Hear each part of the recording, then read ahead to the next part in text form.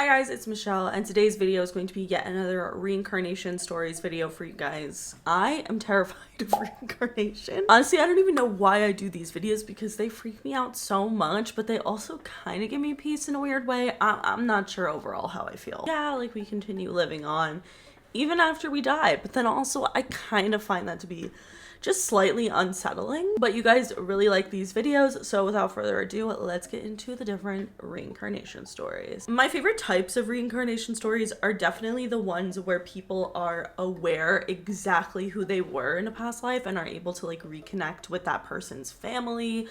I just think that is so cool and honestly like more definitive proof, I guess, of reincarnation as a whole. The first case I want to talk about is a woman named Jenny Cockle, who was born in July of 1953 in England. So like a lot of other reincarnation stories that we hear about, Jenny has had memories of her past life, not only in dream form, but also just throughout her day-to-day life. It was affecting her. When she was 3 years old, she began telling her parents that she remembers being a woman named Mary who had 8 children, and that she claimed while giving birth to her 8th child, she died during childbirth in her like early to mid 30s, and she was very stressed out about what would happen to her children after she died. Jenny also claimed to remember Mary's house in very extreme detail. She remembers living in a stone cottage and the roof was like kind of caved in, and she remembers every day making little round breads in that kitchen. And you know, it was just very specific detail for such a young age. So a lot of the times we see that as these kids get older, they forget their past life, but Jenny was definitely an exception. As she grew older, memories kind of grew stronger and more intense, like as she was getting older and learning that she was probably remembering a past life. Things started to connect, you know, as she became an adult. It really started to freak her out, so she decided in 1988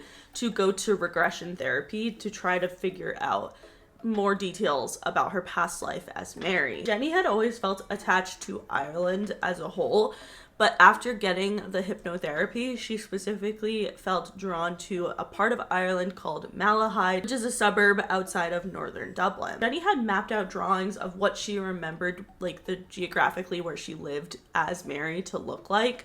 And once she discovered Malahide, she matched up the map of Malahide with her drawings, and they were pretty much an exact match. To find out more information about her past life, she decided to take a trip to Ireland. Jenny connected with a bunch of the locals in Malahide and was able to find someone who remembered the family who had lived in one of the cottages. And the family was a woman named Mary Sutton who had 8 children and died during childbirth. Jenny felt a very deep guilt and just fearfulness in regards to what would happen to her children, or what did happen to her children after she died as Mary Sutton. And sadly, it was really relevant because all of the children ended up in foster care after their mother died. I believe their father was a soldier, so only the eldest son got to live with him and the rest of them were sent to foster care. Jenny was really hesitant about tracking down Mary's children in this lifetime because obviously if you go to someone who had lost their mother and were like, hey, like I'm your mom, and it's literally a girl who's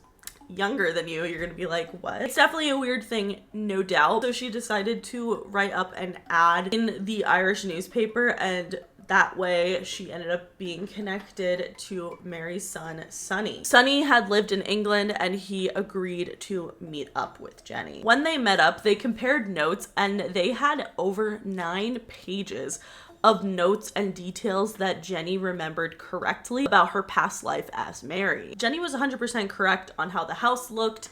It was just the classic off-white stone with the roof caved in. The kitchen was dark, like she said, and Mary would spend her days making Irish soda bread. That was a pretty prevalent memory that Jenny was having. Jenny's descriptions of the children also, according to Sonny, matched up perfectly. Jenny decided to ask Sonny why she had a very specific memory of her like waiting on a dock for a boat. It was a very intense memory that she dreamt about very often, and she wanted to know where this came from. Sonny actually said that it was because he had taken a job on a golf course that he had to take a boat to get to and from work every day, and his mother Mary was always waiting for him on the dock in the evenings when he was on the boat coming home from work. And I just feel like that's really sweet and cute. Honestly, the way that Jenny describes death is what kind of freaks me out. Basically says that she remembers her own death as Mary Sutton. Like I said, she claimed that she was giving birth, and she remembers her soul like leaving her body and being lifted above it, and just kind of being able to watch the scene of,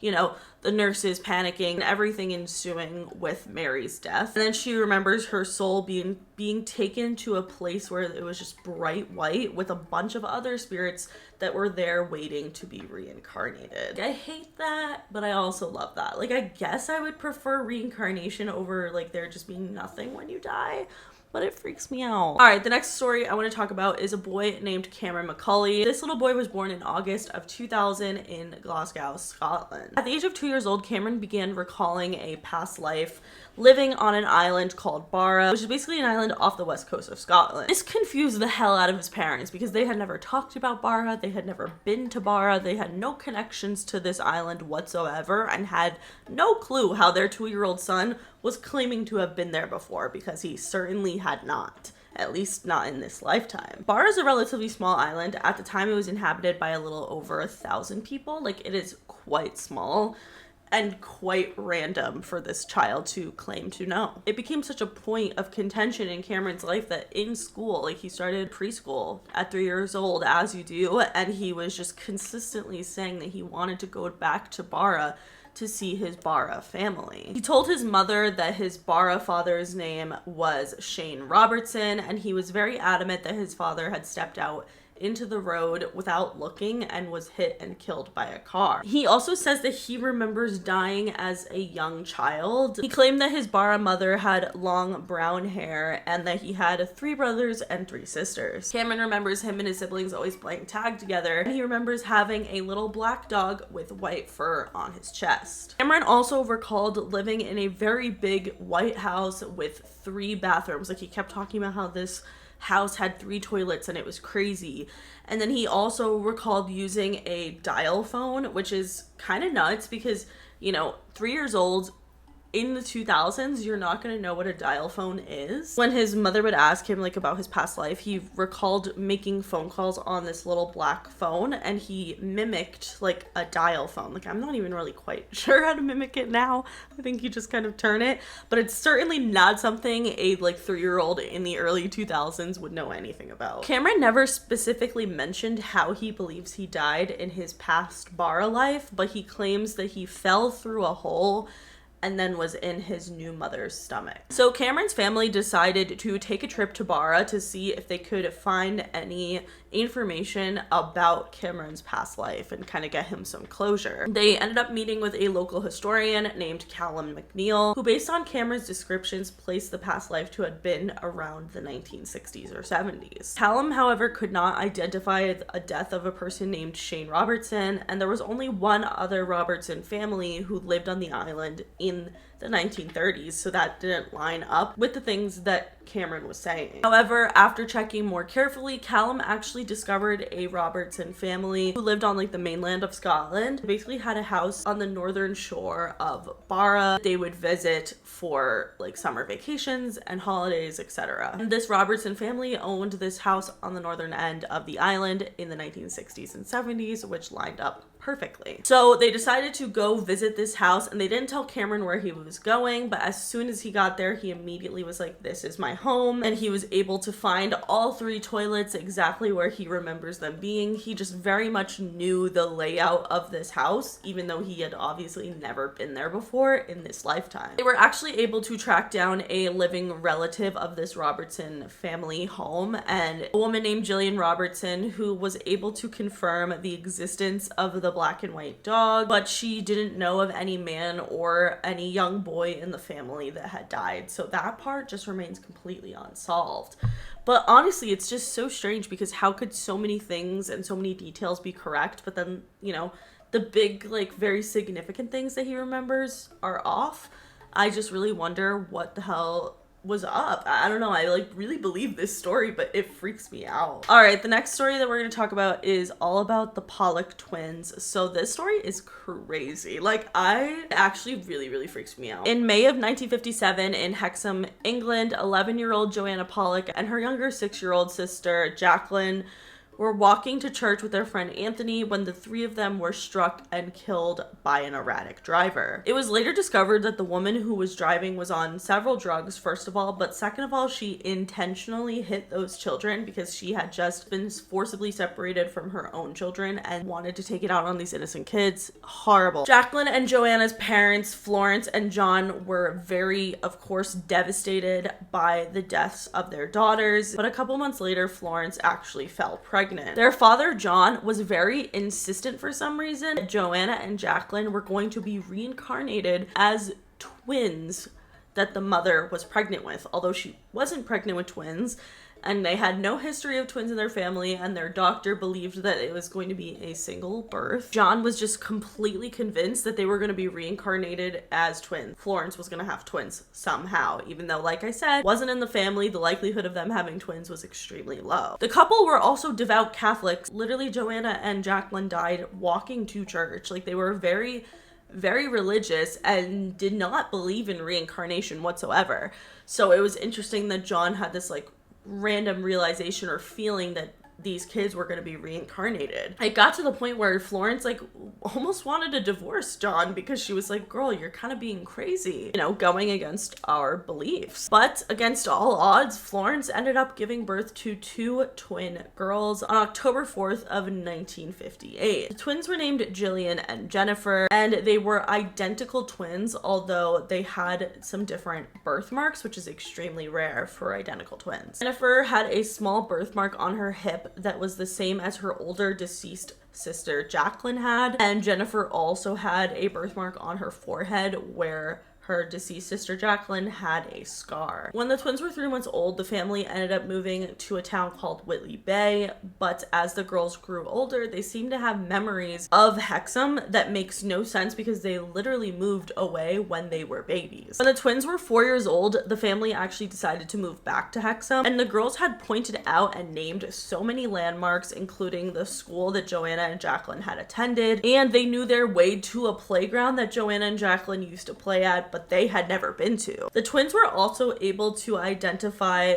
their late sister's toys by name. Their mother, Florence, after Joanna and Jacqueline had passed away, she put away a bunch of their toys in storage probably because it was too hard to look at them. But she experienced the twins asking for these toys that they had never seen before. They even knew that these toys in question were from Santa Claus. Although that was true, they were given to their dead sisters for Christmas from Santa Claus before they were born. Even with all of this evidence, Florence still rejected the fact that they were reincarnated versions of their deceased daughters. That was until one night when Florence overheard Jillian and Jennifer playing a game that creeped her out. Basically, Florence overheard the girls playing, and Jillian was cradling Jennifer's head, saying, "The blood's coming out of your eyes, and that's where the car hit you." And they were playing like a weird game, recalling how they died in their past life. This was when Florence started to believe that the possibility of reincarnation might be more accurate than she had previously thought. The 2 girls also had extreme fears of cars their entire lives, and they both experienced nightmares of being hit by a car. When the girls were around 5 years old, their memories of their past lives as their older sisters Jacqueline and Joanna started to fade away, and then they just continued on living as themselves. But